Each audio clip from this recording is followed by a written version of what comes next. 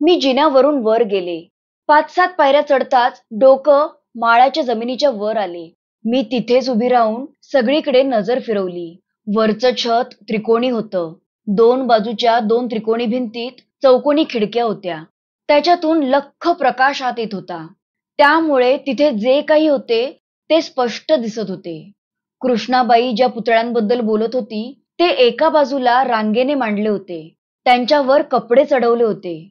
यांचा कोट, माझी साडी आणि चोळी आणि लहान गोविंदाचा शर्ट, आमचे कपडे. हा काही खेळ नव्हता, ही थट्टा नव्हती. यामागे भलताच एक भयंकर अर्थ होता. अशा कपड्यांनी सजवलेल्या बाहुल्यांचा अर्थ काय आणि त्याचा उपयोग कशासाठी करतात हे मला बाबांमुळे पुरेपूर माहिती होते. मी लगेच रखमाला घेऊन खाली आले. खालचे दार मघाशी सताड उघडे होते. आमच्या चपला दारातच असल्याने ते पूर्ण बंद झाले नव्हते. पण जर चपला तिथे नसत्या तर ते दार पूर्ण बंद झाले असते. मी लगेच रखमाला घेऊन बाहेर पडले. आम्ही बाहेर येताच ते दार बंद झाले, पण त्याचा आवाजही झाला नाही. आम्ही मगाशी वर असताना ते जर असे आवाज न करता बंद झाले असते तर आम्हाला वर कळलेही नसते आणि मग खाली आल्यावर पुढे विचारही करवत नव्हता आणि ही विचार करण्याची वेळही नव्हती. आम्ही घरी पोहोचलो आणि सुटकेचा निश्वास टाकला. आता बाबांना लवकर बोलवायला हवे होते. मी लगेच वाडीवरच्या एका माणसाकडून बाबांना चिठ्ठी पाठवली. पण बाबांना यायला दुसरा दिवस उजाडणार होता आणि हे सुद्धा श्रीवर्धनला गेले असल्यामुळे घरात मी एकटीच होते. सारखी नजर त्या दुसऱ्या घरावर जात होती. वाटत होते आपण सुद्धा श्रीवर्धनला निघून जावे, पण मला तसे करून जमणार नव्हते, कारण शेवटी सगळी जबाबदारी माझ्यावरच होती. दिवस कसा तरी निघाला. दिवसभर कामगारांची ये-जा होती. उजेड होता. पण जसा दिवस मावळायला लागला तसा माझा धीर सुटायला लागला आणि मी घराच्या देवारासमोर जाऊन उभी राहिले. कारण अशा वेळेला आपल्याला आधार देतो तो देवच. आज मी पहिल्यांदाच देवांसमोर उभे होते, कारण रोजची देवपूजा हेच करायचे. पण आज मी मदतीसाठी त्याच्याकडे गेले होते. मी मनोभावे देवांना आवाहन केले. तांब्याचा गडू पाण्याने भरून मी देवासमोर ठेवला आणि मन एकाग्र केले. त्या वेळेला मला एक वेगळाच, विश्वास बसणार नाही असा अद्भुत अनुभव आला. डोळ्यांसमोरचे सगळे एका लखलखत्या लाल पांढऱ्या बिंदूत एकत्र आले. हा काही भास नव्हता. मी पूर्ण शुद्धीत होते. मी एक मोठा श्वास सोडला आणि सगळे पहिल्यासारखे दिसायला लागले. मी तांब्याचा गडू उचलायला गेले आणि माझ्या हाताला चटकाच बसला. गडूतलं पाणी उकळी फुटल्यासारखे गरम झाले होते. माझा विश्वास बसत नव्हता. माझ्या नुसते एकाग्र होण्याने हे झाले होते. माझ्याकडे काहीतरी विलक्षण शक्ती होती, याचीच ती खूण होती. मी एका वस्त्रात तो गडू घेतला आणि त्यातलं पाणी संपूर्ण घरात शिंपडले. उरलेले पाण्याचे 2-2 थेंब माझ्या आणि रखमाच्या तोंडावर उडवले आणि मग आम्ही झोपलो. मला शांत झोप लागली होती, पण रखमा सांगत होती रात्रभर घराभोवती कसले तरी आवाज येत होते. दुसऱ्या दिवशी पहाटे पहाटेच हे श्रीवर्धनहून परतले. आल्या आल्या एक पंचा घेऊन समुद्रावर गेले आणि येता येता मोरेश्वर भाऊजींच्या अस्थी गोळा करून त्यांच्याच घरात एका कपाटात ठेवून आले. पण मग मीच त्यांना त्या अस्थी समुद्रात विसर्जन करून यायला सांगितल्या. त्यांनाही ते पटले. त्यांनी त्या अस्थी विसर्जित केल्या आणि मग आवरून वाडीवर कामासाठी निघून गेले. ते गेले आणि बाबा आले. मी बाबांना घडलेले सगळेच्या सगळे प्रसंग सांगून टाकले. काही सुद्धा लपवून ठेवले नाही. बाबा म्हणाले, एक मूर्खपणा केलास, पण एक शहाणपणा सुद्धा केलास. त्या घरात तू जायला नको होतेस, ते केलेस. पण एक फार छान गोष्ट तू केलीस आणि ती म्हणजे विश्वनाथ पंथांनी त्या घरात ठेवलेल्या अस्थी त्यांना समुद्रात विसर्जन करायला लावल्यास. आता स्नान करून एक चक्कर टाकून येतो, असे म्हणून ते वर निघाले आणि त्यांची नजर देव्हाऱ्यावर पडली. त्यांनी मला हाक मारून देव्हाऱ्यात बघायला सांगितले. मी पाहिले तर देव्हाऱ्यात जेवढ्या पण मूर्ती होत्या त्या सगळ्याच्या सगळ्या अगदी नव्याने घडवल्यासारख्या लखलखत होत्या. मला काल रात्रीचा प्रसंग आठवला आणि अंगावर सरसरून काटाच आला. काल रात्री कोणत्या तरी चांगल्या आणि वाईट विराट शक्तींचा कल्लोळ झाला होता आणि त्याचीच ही डोळे दिपवून टाकणारी लहानशी खूण मागे राहिली होती. दुपारी बाबा आणि हे घरी आल्यावर ते दोघे जेवायला बसले. बाबा ह्यांना म्हणाले, जे काही झाले ते चांगले झाले नाही. दुर्गेने मला सगळे सांगितले आहे, पण ही गोष्ट माझ्यापुरतीच राहील. बाहेर येणार नाही याची खात्री बाळगा. हे काहीच बोलले नाहीत. पुढे बाबा म्हणाले, आजची रात्र थांबणार आहे. दुर्गा एकटीच आहे, त्यामुळे उद्या सकाळी जाईन. हे फक्त हो म्हणाले आणि जेवून वर झोपायला गेले. ते जाताच बाबांनी मला बाहेर वरांड्यात येण्यासाठी खूण केली.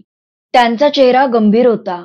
त्यांना जे काही सांगायचे होते ती गोष्ट चांगली नव्हती हे स्पष्ट होते. बाबा म्हणाले, इथे मी जेव्हा पहिल्यांदा आलो तेव्हाच तुला सांगितले होते की ती जागा चांगली नाहीये आणि तुझ्या दिराने तिथेच घर बांधावे हा काही योगायोग नाहीये. तो तात्याच या सगळ्या मागे असणार. सकाळी मी त्या घरात गेलो होतो. खालपासून वरपर्यंत मी सगळे नीट बघून आलो आहे. तू सांगितलेस ते पुतळे सुद्धा बघितले. त्या पुतळ्यांवरचे कपडे काढून मी तिथले घरचेच जुने कपडे त्या पुतळ्यांवर चढवले आहेत. तू त्या घरात रात्रीच्या त्या अस्थी राहू दिल्या नाहीस, हे सगळ्यात चांगली गोष्ट केलीस. पण आपल्याला काही उपाय करावे लागणार आहेत. तुला सुद्धा ते दाखवणार आहे. जे जे करायला हवे होते ते ते त्यांनी केले. माझ्याकडून करवून घेतले. करताना सारखे म्हणत होते, नीट लक्ष देऊन बघ, पुढच्या वेळेला मी नसेन. तुला एकटीलाच हे सगळे करायचे आहे. मग ती काळ्या रेतीची थाळी त्यांनी वरांड्यातल्या कोपऱ्यात टोपली खाली झाकून ठेवली आणि कोणालाही त्या टोपलीला हात लावून देऊ नकोस असे बजावून सांगितले. मी विचारले, एवढे उपाय पुरे आहेत का, का अजून काही करावे लागणार? बाबा म्हणाले, अजून बरेच काही करायचे आहे, पण वेळ आल्यावर सांगेन. आत्तापासून कशाला तुझ्या जीवाला घोर. तू आता तुझ्या कामाला जा. मी संध्याकाळपर्यंत या वरांड्यातच थांबणार आहे. मी माझ्या कामाला गेले. दुपारी 4 वाजता हे चहा घेऊन पुन्हा वाडीच्या कामाला गेले. मी 5 वाजता गोविंदला घेऊन दुसऱ्या बाजूने समुद्रावर गेले. बाबांना येता का म्हणून विचारले तर म्हणाले, नको, मी इथेच थांबतो लक्ष ठेवायला. रात्री 8 वाजता हे वाडीवरून आल्यावर आमची जेवणे झाली. बाबा उद्या सकाळी जाणार आहेत, त्यामुळे मी जरा उशिराच येईन झोपायला असे मी यांना सांगितले. ते वर झोपायला गेले. मी घरातले सगळे आवरून आणि गोविंदाला झोपवून रात्री 9 वाजता वरांड्यात बाबा झोपाळ्यावर बसले होते तिथे आले. बाबांनी मला विचारले, विश्वनाथांना काय सांगितलेस? मी सांगितले त्यांना, मला आज उशीर होईल झोपायला. बाबा म्हणाले, बरे झाले तसे सांगितलेस, कारण तुला मध्यरात्रीपर्यंत थांबावे लागणार आहे. तुला सगळे दाखवून ठेवणार आहे. आणि हो, यातले कोणालाही काहीही सांगायचे नाही. या सगळ्याचं ओझं जन्मभर तुलाच वागवायचं आहे. पण त्याला नाईलाज आहे. आणखी एक, गोविंदाची पण चाचणी घेऊन ठेव. माहीत असायला हवं. आणि जर तो त्यात नापास झाला तर मात्र पुढच्या पिढीपर्यंत थांबावे लागेल. त्याला जे कोणी मुलगा मुलगी असेल त्यांची चाचणी घ्यायला हवी. कुणात तरी एकात येणारच. बाबा निर्वानिर्वीची गोष्ट करत होते. मी त्यांना म्हटले, असे का बोलता आहात? तुम्ही अजून खूप वर्ष जगणार आहात. जगायलाच हवे आहात. बाबा म्हणाले, अगं वेडे, एखादा माणूस जगून जगून किती वर्ष जगणार? आणि या गोष्टी काही एका जन्मात संपण्यासारख्या नसतात. एकाची जागा दुसऱ्याला घ्यावीच लागते. माझ्यानंतर तू आहेस, पण तुझ्यानंतरही कोणीतरी हवेच ना. आपल्याकडे फार फार पूर्वीपासून हा धागा अखंडपणे वाहत आला आहे. बाबांच्या या अशा बोलण्यामुळे माझी मनोमन खात्री पटली की ही माझी आणि बाबांची शेवटची भेट आहे. तासभर अशाच गप्पा मारल्यानंतर रात्री 11:30ला बाबा म्हणाले, चल पाहूया आता. त्यांनी टोपलीजवळ जाऊन टोपली उचलली. त्यांच्या हातातला कंदील पुढे केला. सर्व थाळीवर वीत उंचीची लाल भडक रोपटी उगवली होती. प्रत्येक रोपट्याला 5-5, 7-7 शेंगा लटकत होत्या. बाबांनी त्या शेंगा तोडल्या आणि दोन्ही हातात कुस्करल्या. आता जवसा एवढ्या आकाराच्या काळ्या कुळकुळीत बिया फक्त त्यांच्या हातात राहिल्या. सालांचा पाहता पाहता भुगा झाला होता. एवढेच नाही तर थाळीतली रोपटी सुद्धा शेंगा खुडल्या जाताच कोमेजून वाळून खाली पडली होती. बाबांनी त्यातल्या निम्म्या बिया त्यांच्याकडच्या एका लहान कापडी बटव्यात ठेवल्या आणि मला तो बटवा नीट कुठेतरी जपून ठेवायला सांगितला. देव्हाऱ्याखाली असलेल्या चपट्या कप्प्यात मी तो बटवा ठेवून दिला. मग आम्ही दोघे भाऊजींच्या घराकडे निघालो. खरे तर माझी पावले अडखळत होती, पण बाबा बरोबर असल्याने धीर येत होता. व्हरांड्यातली खालची दारं नुसती लोटली होती. बाबांनी पायाने धक्का देताच करकर वाजत ते दार उघडले गेले. बाबांनी मला त्यांचा खांदा पकडायला सांगितले. म्हणाले, माझ्या बरोबरच राहा, खांदा सोडू नकोस आणि मी जे काही करतोय ते नीट लक्ष देऊन पहा. मी बाबांचा खांदा पकडताच बाबांनी घरात पाय टाकला. त्यांच्या एका हातात कंदील होता, तर दुसऱ्या हातात त्या जवसा एवढ्या बारीक बिया होत्या. बाबा प्रत्येक खोलीत जाऊन चिमूट चिमूटभर त्या बिया फेकत होते. त्यांच्या या कृतीमुळे तिथे काहीतरी घडेल अशी सारखी मला भीती वाटत होती. पण प्रत्यक्षात मात्र काही घडत नव्हते. तो बिया टाकण्याचा कार्यक्रम खालच्या मजल्यावरच्या सगळ्या खोल्यांमध्ये पूर्ण झाला. मग दुसऱ्या मजल्यावर सुद्धा पूर्ण झाला. आणि आता वेळ होती माळ्यावर जायची. आता वरती काय होईल या भीतीने माझा जीव गोळा झाला होता. माझे पाय उचलत नव्हते. मागच्या वेळेला रखमी बरोबर इथे माळ्यावर आले होते, तेव्हा खालचे बंद होता होता राहिलेले दार सारखे आठवत होते. पण शेवटी आम्ही वरच्या मजल्यावर आलो. माळा घरभर पसरला होता, त्यामुळे कंदिलाचा प्रकाश तिथे पुरेसा पडत नव्हता. नीट काही दिसत नव्हते. बाबांनी पूर्ण माळाभर फिरून त्या बिया तिथे पसरल्या. मी सुद्धा त्यांच्या मागे मागे फिरत होते. बाबांच्या या उपायामुळे तिथे काही फरक पडतोय का ते मी बघत होते. पण मला तसे काही जाणवत नव्हते. बिया पसरवून झाल्यावर आम्ही तिथून निघालो. माळ्यावरून खाली दुसऱ्या मजल्यावर, मग तळ मजल्यावर आणि मग घराबाहेर आलो. आम्ही घरातून सुखरूपपणे बाहेर पडलो यावर माझा विश्वास बसत नव्हता. बाबांनी बाहेर येताच मागची पुढची सगळीकडची दारं बंद करून टाकली आणि मग आम्ही घरी आलो. रात्रीचे 12:30 वाजले होते. मी आणि बाबा व्हरांड्यातल्या झोपाळ्यावर बसलो. बाबांनी मला विचारले, तुला काही जाणवत होते का?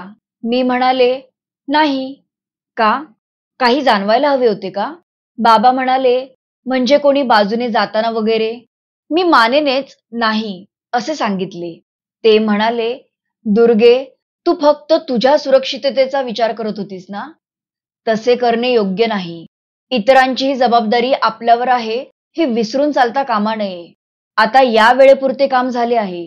जे काही घरात कोंडायचे होते ते कोंडले गेलेले आहे. सुरुवातीपासून शेवटपर्यंत काय कसे करायचे हे तू पाहिले आहेस. पुन्हा कधी वेळ आलीच तर त्या बटव्यातल्या बिया वापरायच्या. त्या बियांमुळे कसे आणि काय होते यात जाण्याची गरज नाही. फक्त त्या कशा वापरायच्या ते लक्षात ठेव. दुर्गे, दृष्टी आली की समोर जे काही येतं ते बघावेच लागते. कुठलीही देणगी आपल्याला फुकट मिळत नाही. त्याची योग्य ती किंमत आपल्याला द्यावीच लागते. त्याला काही पर्याय नसतो. आता मला एक कपभर गरम दूध दे आणि तू जाऊन झोप. मी उद्या पहाटेच इथून निघून जाईन. विश्वनाथरावांना माझा नमस्कार सांग. त्या रात्री बाबांच्या हातात गरम दुधाचा पेला देताना ही कदाचित आमची शेवटची भेट असेल असे मनात येऊन माझ्या डोळ्यात टचकन पाणी आले. आणि झालेही तसेच. इथून गेल्यावर 15 दिवसातच त्यांना एक अटॅक आला आणि बाबा निघून गेले. बाबांना दूध देऊन मी वर जाऊन झोपले. पहाटे कधीतरी डोळा लागला. उठल्यावर खाली येऊन बघते तर बाबा निघून गेले होते. पण त्या एका रात्रीत माझ्यात खूप बदल झाला होता. माझ्या खांद्यावर असलेल्या जबाबदारीची आणि त्याचबरोबर वाढलेल्या आत्मविश्वासाची सुद्धा मला जाणीव झाली होती. व्हरांड्यातून मला ते समोरचे घर दिसत होते. बाबा म्हणाले तशी मला ती दृष्टी आली होती. मला आता त्या घराची भीती वाटत नव्हती. ते घर म्हणजे आता माझ्यासाठी फक्त एक पिंजरा होता, ज्यात ते घातक, अमानवी, हिंस्त्र असे काहीतरी, कदाचित पिशाच्च कोंडून ठेवले होते. आणि ते त्या घरातून बाहेर सुटणार नाही हे पाहण्याची मोठी जबाबदारी माझ्यावर होती. आणि ही जबाबदारी पेलण्याची शक्ती असलेले माझ्या घराण्यात दुसरे कोणीतरी योग्य माणूस जोपर्यंत जन्माला येत नाही तोपर्यंत मलाच ती उचलावी लागणार होती. माझ्यात झालेला बदल इतरांनाही जाणवत असावा, कारण माझी प्रत्येक गोष्ट हसण्यावारी नेणारे हे माझ्या म्हणण्याला आता महत्व देऊ लागले होते. रखमाचे आम्ही वाडीवरच काम करणाऱ्या एका माणसाशी, परशाशी लग्न लावून दिले. वर्षभरात तिला मुलगीही झाली. गोविंदा श्रीवर्धनच्या शाळेत शिकत होता. त्याची राहण्याची सोय यांच्याच एका जवळच्या मित्राकडे केली होती. सुट्टीला गोविंदा घरी यायचा. त्याच्याबरोबर त्याचा रघु नावाचा मित्र सुद्धा वाडीवर राहायला यायचा. गोविंदा, रघु आणि मथी तिघे एकत्र खेळत असायची. रिकामी घरं म्हणजे लहान मुलांच्या आवडीची जागा. त्यामुळे सतत त्या तिघांवर लक्ष ठेवावे लागायचे, कारण वरवर रिकामे दिसणारे ते घर रिकामे नव्हते. संध्याकाळी बराच वेळेला त्या घराच्या छतावरून सरकत जाणारी बुटकी सावली दिसायची. असेच दिवस जात होते.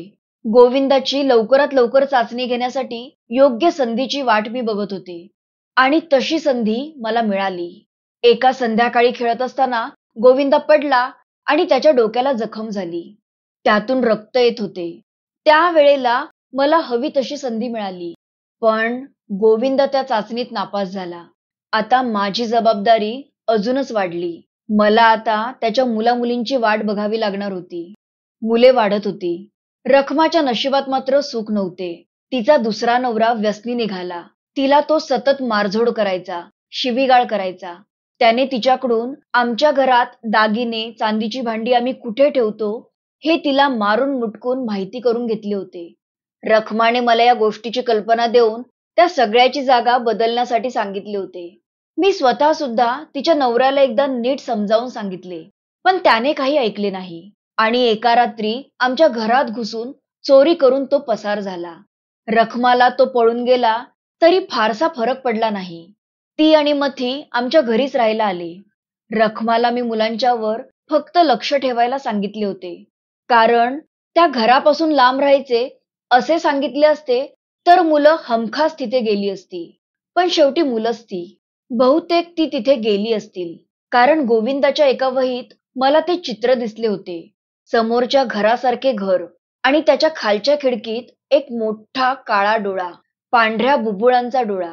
मुलांना काही वेडेवाकडे दिसले असेल तर ते आता पुन्हा तिथे फिरकणार नाहीत याची मला खात्री वाटली. पण पुढे रखमाची मथी मात्र त्या घराला फसली. एके दिवशी सकाळी ती समुद्रावर खेळायला गेली ते परत आलीच नाही. सगळीकडे तिचा शोध घेतला, पण ती कुठेच सापडली नाही. रखमाची वाईट अवस्था झाली होती. तिचे बिचारीचे आता या जगात कोणी राहिले नव्हते. पहिला नवरा गेला, मग दुसरा गेला आणि आता तर एकुलती एक मुलगी गेली होती. पण वाईट या गोष्टीचे वाटते की तिची मथी साध्या नैसर्गिक अपघाताने गेली नव्हती. त्याच रात्री मला त्याचं प्रत्यंतर आलं. हे वर जाऊन झोपले होते. रखमा सुद्धा झोपायला गेली, पण मला मात्र अजिबात झोप येत नव्हती. मी व्हरांड्यातच बसून होते. मला समोरचे ते घर दिसत होते आणि अचानक माझ्या लक्षात आले की त्या घराच्या मागच्या व्हरांड्यातले दार सावकाश सावकाश मागे पुढे हलत होते. जे दार बाबांनी बंद केले होते, जे उघडे असायला नको होते, ते कोणीतरी उघडले होते. परशा, मथी गायब झाले होते. मनात वेगवेगळे विचार येत होते. पण एक गोष्ट नक्की होती, मागे बाबांनी जे मला शिकवले होते ते मला आता एकटीलाच करावे लागणार होते. आता जास्त विचार करण्यासाठी वेळ नव्हता. मी लगेच उठले. देवाराच्या कप्प्यात ठेवलेला बटवा काढला. फळीवर एका डब्यात ठेवलेली काळी रेती काढली. जे काही करायला हवे होते ते सगळे केले. थाळी बाहेरच्या वरांड्याच्या कोपऱ्यात टोपली खाली झाकून ठेवली. पण ती रोपटी वर यायला 5-6 तास तरी लागणार होते. पहाटेचे 3-3:30 वाजणार होते. तोपर्यंत मला त्या घरावर लक्ष ठेवणे गरजेचे होते. मागच्या वेळेसची गडूतले पाणी चटका लागेल इतके गरम झाल्याची आठवण अजूनही ताजी होती. या वेळेला सुद्धा त्या रात्रीसारखीच परिस्थिती आली तर पुन्हा तसा प्रयत्न करावा लागणार होता. मी बाहेर झोपाळ्यावर बसून होते. त्या घरावर लक्ष ठेवून होते. रात्रीच्या वेळी समुद्रावरून गरम वाऱ्याची झुळूक नेहमीच येत असते, पण आता त्या वाऱ्याबरोबर कसला तरी कडवट, उग्र, घसा खवखवणारा दर्प येऊ लागला. ही रात्र शुद्ध नसल्याचीच ती खूण होती. आता जे काही समोर येईल ते बघावेच लागणार होते.